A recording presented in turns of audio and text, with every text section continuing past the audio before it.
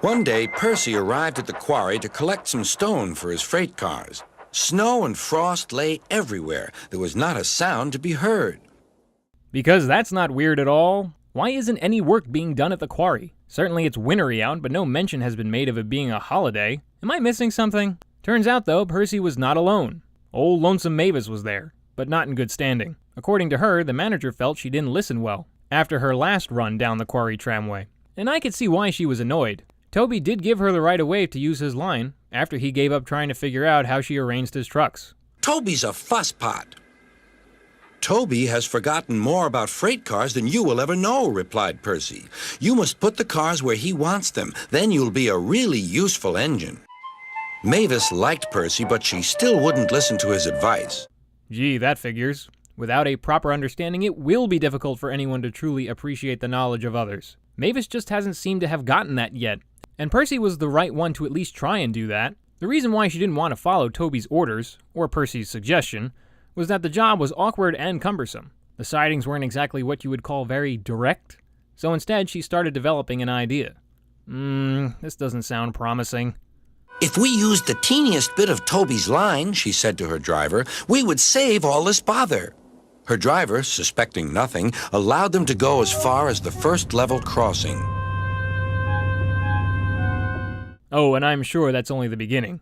Once someone gets ahead just a little bit, they'll take advantage of the loophole even more. And that's exactly what she did. As the snow melted, jobs at the quarry increased, which meant longer trains for Mavis. God, with such a pretty tomboy face of hers, one would think she'd be smarter than that. Come on, girl, don't do something stupid, please. I'm begging you. She would go further down the line without it seeming her fault. Will you bump me at the level crossing and tell no one I asked you? The cars promised. But while Mavis was away, Toby arrived. The cars decided to bump him anyway. No, Mavis, why? This is exactly what I'd hope you weren't going to do. Even stranger is how it sort of mimics the story from Percy Takes the Plunge in Season 2, except the person being bumped is not the one who requested it this time. And what do you know, Percy was also featured at the start of this episode. What are the odds? But yeah, before Toby could react, the trucks were already forcing him down the line. Which, if anything, that's something else that hasn't been cleared up. Which is how these wheelie crates can create their own force. Things were only going to get worse, though. No one realized that melted snow had turned a stream ahead into a torrent, and the bridge above it was about to collapse.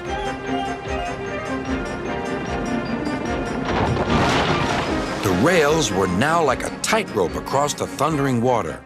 That's just wonderful. Who was the project engineer that was supposed to maintain the infrastructure on that bridge? Obviously, Top Hat has time to buy engines upon engines, but can't hire a simple inspector to look after the constructs that allow them to cross over. What was he thinking? Nah, I don't really know, though. Maybe the Farquhar River Bridge was already on its way out. But that might mean Toby was next.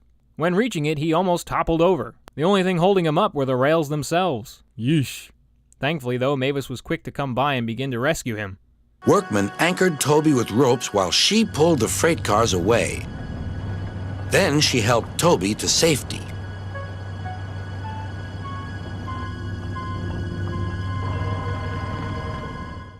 All right, look at you, Maeve. So much for always having hard feelings for old Fusspot. Looks like she does care. Even more surprising was that she did not even mock Toby while being in his current situation. Unlike Toby, who did take the time to mock her from the story before.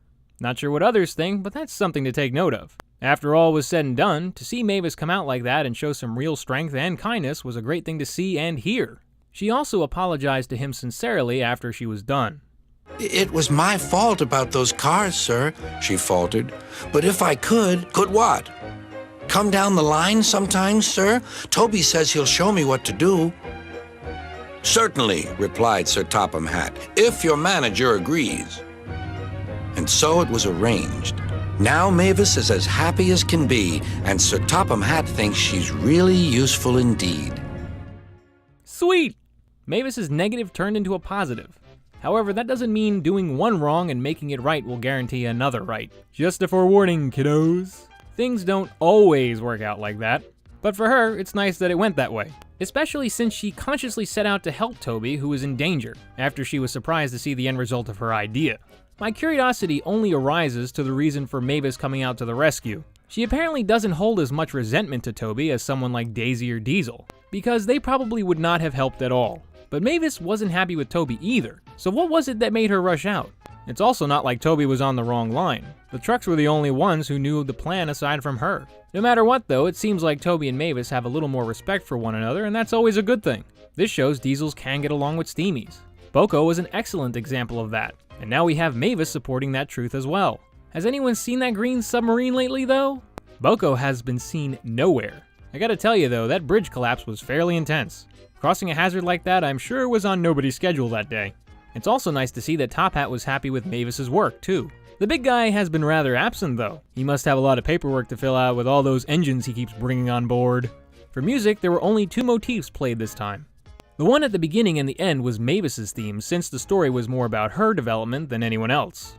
The other was the runaway theme when Toby lost control of the trucks. Now for locations, if we thought the previous entry had a bunch of shots that featured the Farquhar Quarry, then this one totally blows it out of the water. And there's twice as many views because of the transition from winter to spring-like conditions. Fans get to see just how many and convoluted some of the sightings are at the quarry. Part of the quarry tram road is seen at another level crossing, but not a whole lot again. Instead, more focus is placed on the Farquhar River Bridge, which definitely will need a repair after this. And lastly, Tidmouth Halt Station is shown again with the sea in the background. A beautiful setting. Next episode is Edward, Trevor, and the Really Useful Party. Thanks for watching.